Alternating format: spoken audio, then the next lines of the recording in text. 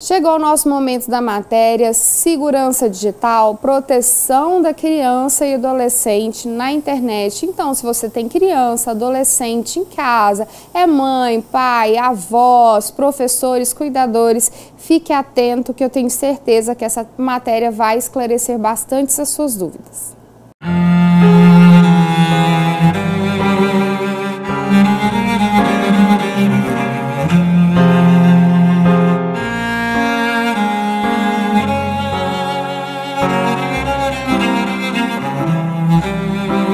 Imagine a seguinte situação: uma criança caminhando sozinha pelas ruas de uma gigantesca e movimentada metrópole, onde há muitas coisas acontecendo ao mesmo tempo e pessoas com os mais distintos objetivos. Adultos e outras crianças passam e falam com ela. Ela vê situações delicadas e impróprias e, é claro, fica exposta aos mais diversos perigos. Bem, essa situação é semelhante a quando uma criança está usando um aparelho eletrônico sem supervisão. Deixar um jovem com um celular sem acompanhar o que está acontecendo pode oferecer diversos riscos para ele mesmo e para as demais pessoas que estão próximas.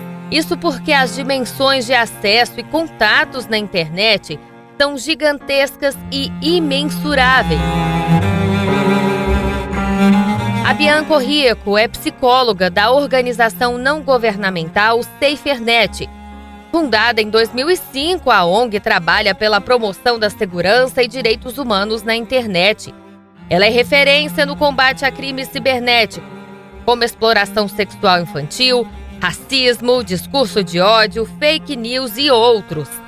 Nesse contexto de segurança no ambiente online, na visão da especialista, grande parte da proteção das crianças e dos adolescentes no âmbito digital é de responsabilidade dos pais. Os pais precisam compreender essa dimensão pública da internet, entender que a internet é um espaço de muitas oportunidades, mas também de muitos riscos para crianças e adolescentes. E por isso que é importante orientá-las para que elas possam acessar esses espaços de uma forma mais segura.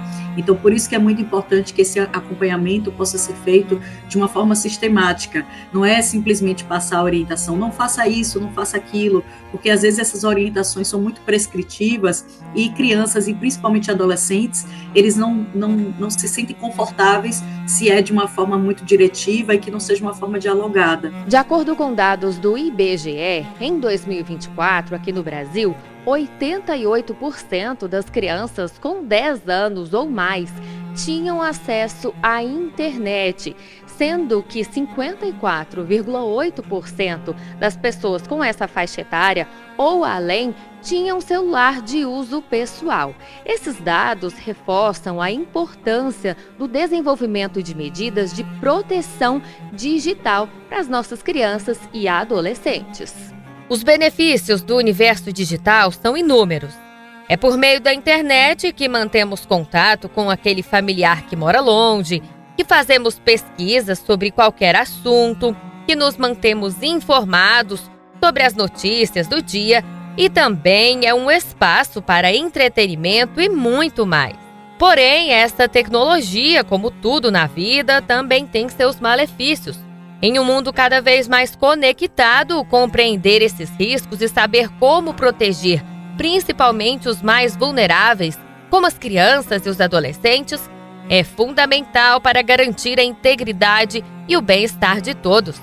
De acordo com uma pesquisa do Cyber Handbook, cerca de 80% dos pais não sabem o que os filhos acessam na internet. Os principais riscos eles estão vinculados justamente ao fato de nós confiarmos nessa tecnologia como a tecnologia sendo ela a tutora, né? Ou seja, quem controla. Se nós que somos adultos ainda caímos nesses riscos, né? Ainda caímos nesses golpes, estamos suscetíveis a isso, nós temos aí o córtex pré-frontal formado. Imagina uma criança ou um adolescente que ainda não sabe fazer essa tomada de decisão assertivamente, né? Justamente também quanto ao controle do tempo de tela.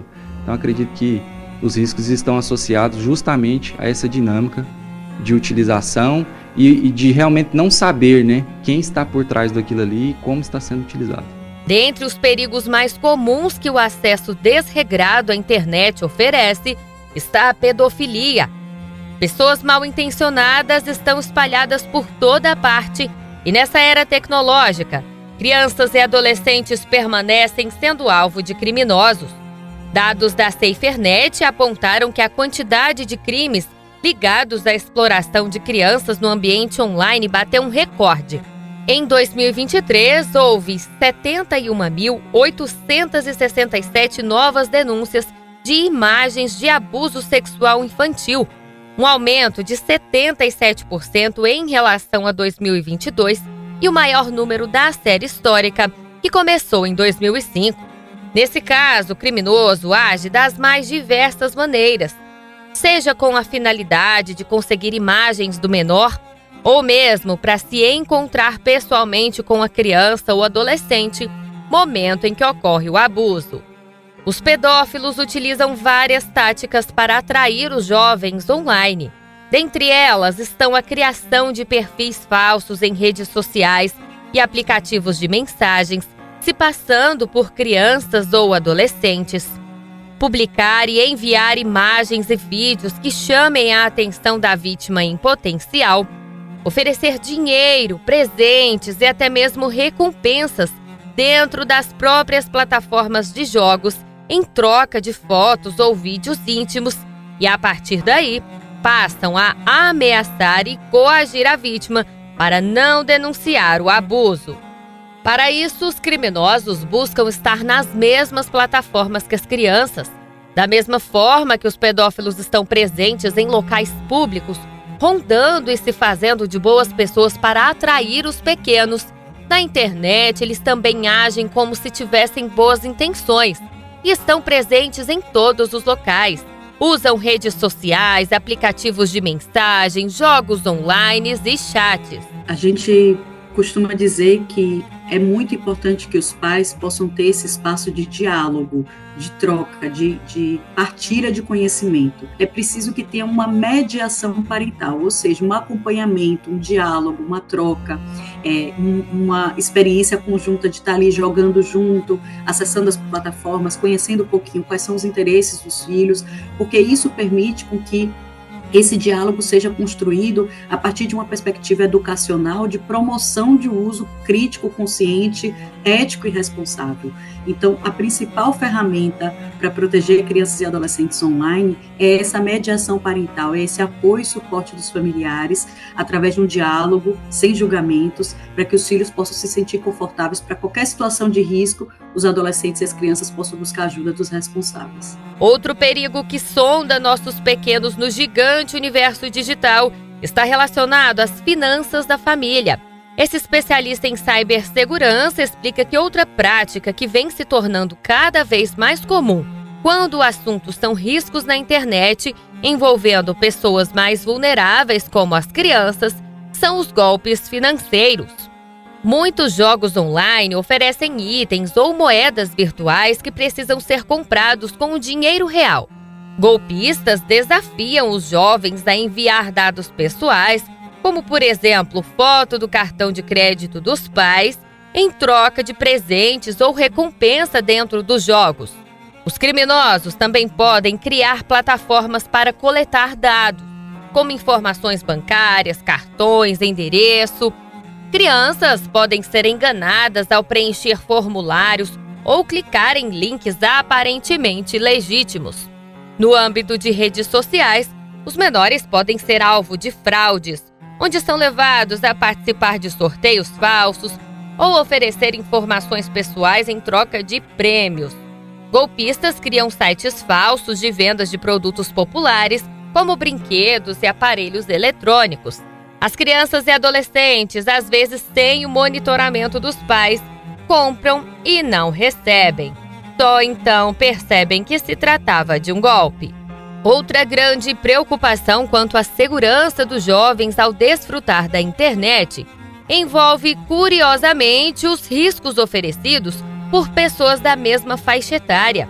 Tanto nas redes sociais quanto em jogos online, vez ou outra se popularizam desafios que podem ser perigosos de diversas maneiras. Naturalmente, adolescentes tendem a ter a necessidade de aprovação dos pares, E para se sentirem incluídos em um determinado grupo, eles se submetem a provas muitas vezes perigosas. Esses desafios podem ir desde tirar uma selfie, fazer algo sem que os pais fiquem sabendo, até outros que terminam com a morte, como foi o caso de um jogo bastante popular um tempo atrás, conhecido como Baleia Azul, em que o desafio final era tirar a própria vida. Por isso, vale reforçar mais uma vez a importância do monitoramento dos pais. É muito importante, primeiro é isso, né? A premissa do diálogo e da orientação sem julgamentos, compreender e aprender com os filhos, entender o que eles gostam, quais são as experiências que eles têm tido online, e o mais importante é conhecer as plataformas, conhecer essas ferramentas de controle parental, aprender junto com os filhos e desenvolver junto com eles noções básicas de segurança e de privacidade, para que eles possam estar protegidos dentro dessas experiências, e o mais importante é ter acesso a uma informação qualificada, através de fontes confiáveis, para que a gente possa sempre estar se atualizando. A internet, tudo é muito rápido, tudo muda de uma forma muito intensa, então é muito importante também buscar referências e conteúdos, materiais de conscientização, através de organizações confiáveis, para que pais e educadores se sintam preparados para falar sobre esses temas em conjunto com crianças e adolescentes. Ainda nesse contexto de perigos envolvendo os próprios jovens, existe uma prática que, infelizmente, tem se tornado cada vez mais popular. É o cyberbullying. Vamos imaginar que esses adolescentes que estão envolvidos com isso, né, tem ali uma rivalidade, e que antigamente a gente resolvia muito essa rivalidade naquele combinado no final da aula, onde eles se juntavam e falavam: no final da aula eu te pego, e ali tinha um ato violento ou uma reunião para violência. Esse ato, ele quase não é visto mais, né, em tempo real nas escolas. Esse ato, ele se transformou num comportamento digital, que aí hoje nós temos os aliados das tecnologias, como por exemplo a inteligência artificial, onde eu faço a captura da face de uma pessoa, coloco ela ali numa situação, né, um adolescente, um jovem que tem muito disso, né, daquele momento da vaidade, das coisas que estão acontecendo naquele meio, e eu coloco ele numa situação inescrupulosa, ali num momento triste, né, durante aquele vídeo, e solta esse vídeo mesmo todo mundo tendo basicamente que aquilo pode ter sido feito por inteligência artificial.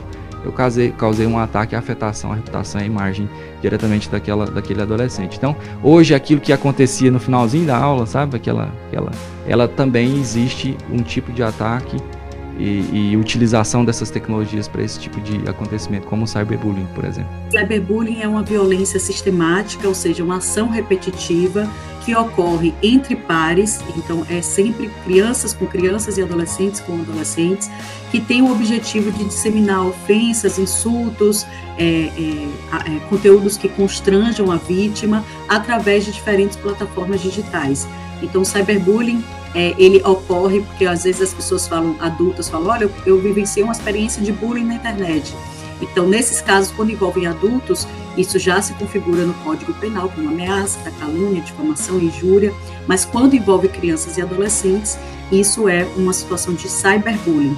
E nesses casos específicos, a orientação é a mesma, de não responder às ameaças, às ofensas, gravar todas as provas, denunciar as plataformas e, em casos graves, também é possível denunciar as autoridades competentes, porque já é tipificado uma lei que bullying, cyberbullying é crime.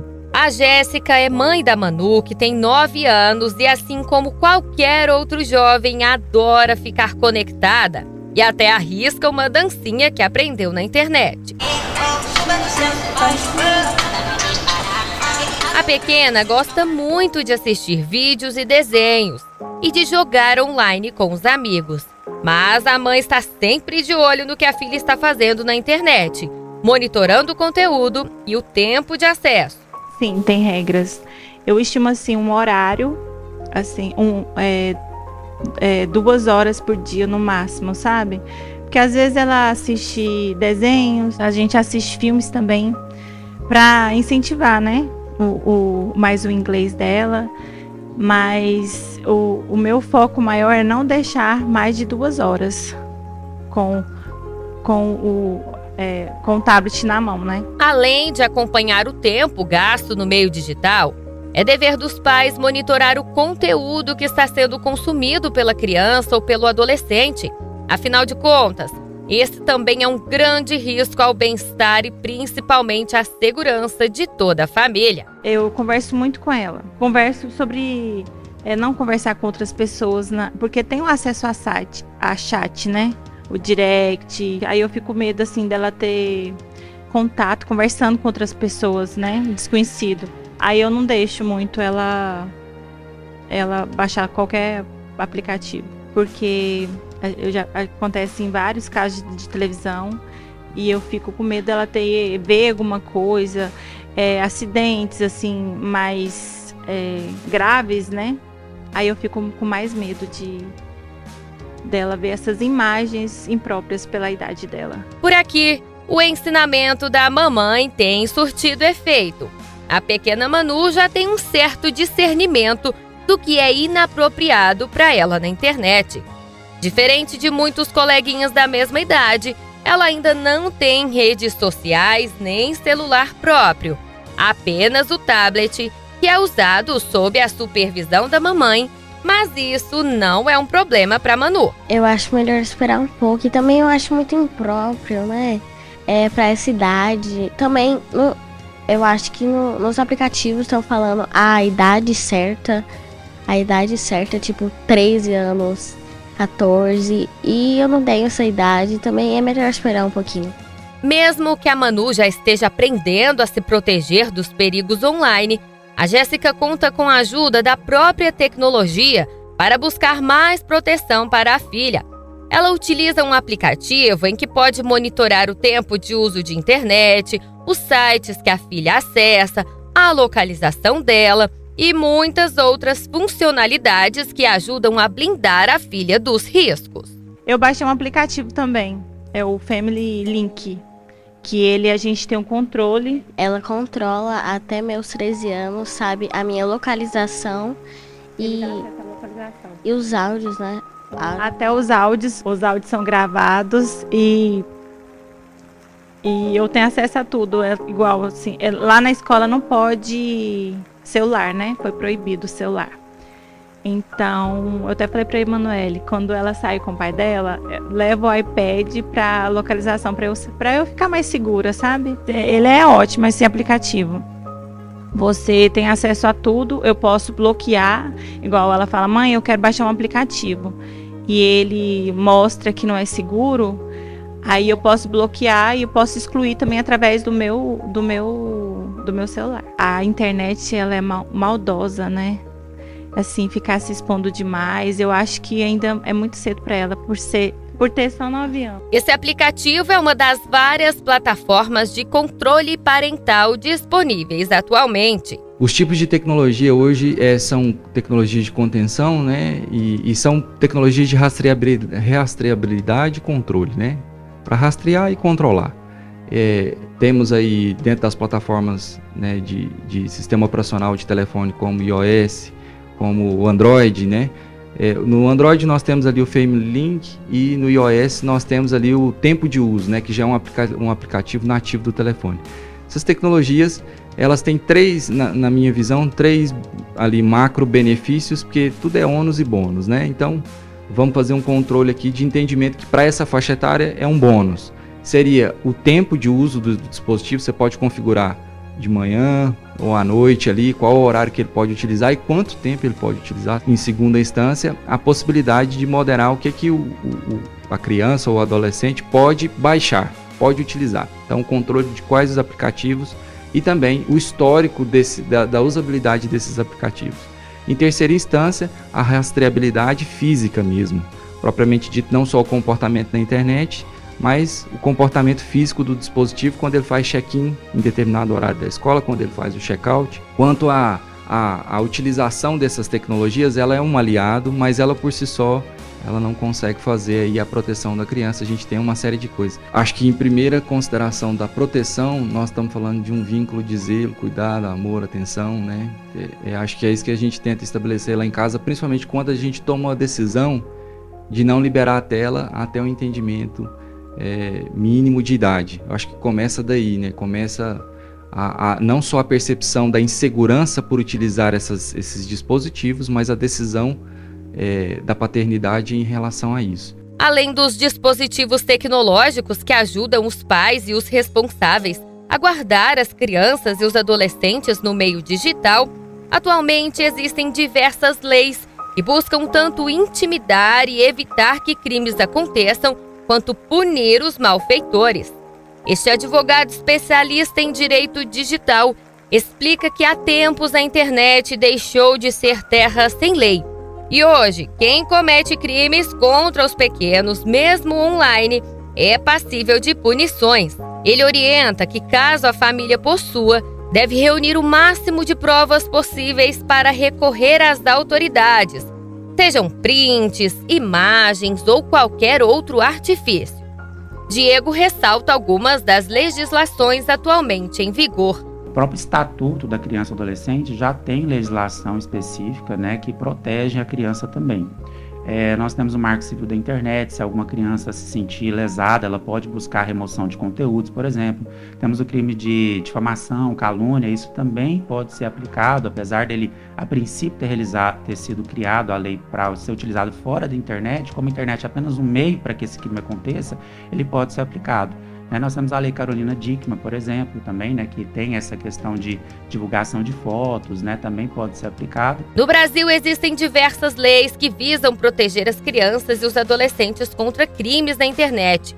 Embora o Estatuto da Criança e do Adolescente não trate diretamente da internet, as normas foram adaptadas para abranger também um contexto digital, criminalizando a produção, armazenamento e disseminação de imagens de abuso sexual de crianças. A Lei Carolina Dickmann pode ser aplicada no caso de crimes que envolvam a divulgação e uso indevido de imagens de crianças e adolescentes sem o consentimento, como no caso de pornografia infantil. A Lei de Combate ao Crime Cibernético estabelece que qualquer ato criminoso envolvendo menores de idade na internet, como a distribuição de material pornográfico, será tratado com mais severidade. A Lei Geral de Proteção de Dados regulamenta o tratamento de dados pessoais no Brasil, incluindo os de crianças e adolescentes. A coleta de dados de menores de 18 anos, especialmente aqueles abaixo de 12 anos, exige consentimento explícito dos pais ou responsáveis. A Lei de Combate ao Bullying trata do combate a essa prática em ambiente escolar, mas pode ser aplicada também em situações de cyberbullying, já que o bullying pode ocorrer tanto no ambiente físico quanto no digital. Nós temos duas esferas para atuação.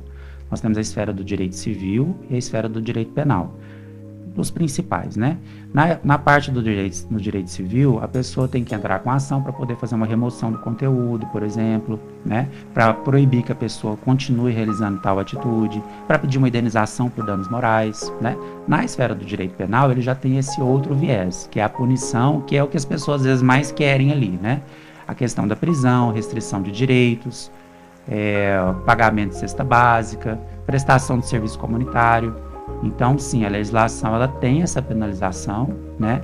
Agora, tem a questão dos procedimentos legais e eles têm que ser realizados. Mesmo diante de tantos perigos que rondam os jovens no meio digital, muitas vezes, obviamente, sem a intenção, os próprios pais e os responsáveis acabam entregando informações sobre os pequenos nas mãos dos criminosos.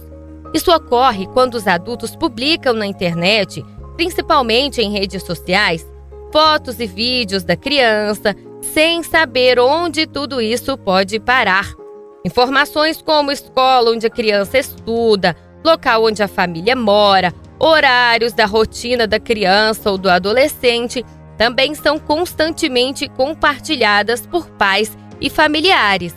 E mesmo sem a intenção, acabam municiando de dados aquelas pessoas com más intenções. Existe até um fenômeno que chama sharing, que é essa prática, muitas vezes, de compartilhar as imagens dos filhos nas redes sociais, e é importante a gente ter esse cuidado com os pais também, que às vezes não tem essa dimensão pública da internet. A gente fala das crianças e dos adolescentes, mas às vezes os próprios adultos também não têm essa dimensão pública e acabam compartilhando fotos que podem ser íntimas, que podem ser privadas, ou que podem causar algum constrangimento para a criança e adolescente. Às vezes uma criança, ela está envolvida por um custo bem alto de segurança. Vou citar alguns, né? Isso depende muito da situação, da classificação social ou da utilização social dessa pessoa.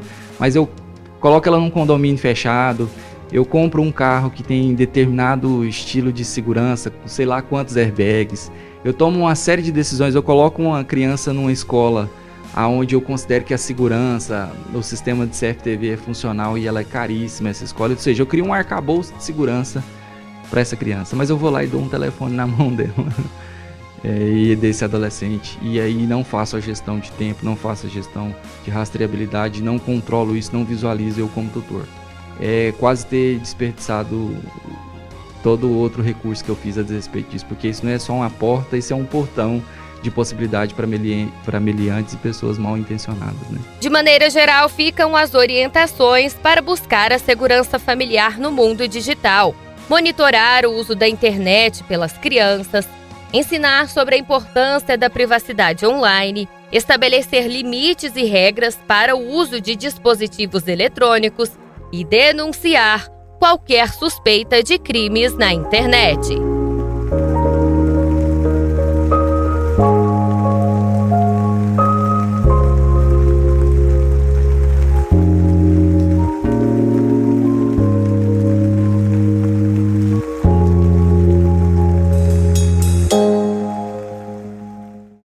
Muito boa essa matéria, muito obrigada a todos que participaram e também forneceram os seus conhecimentos.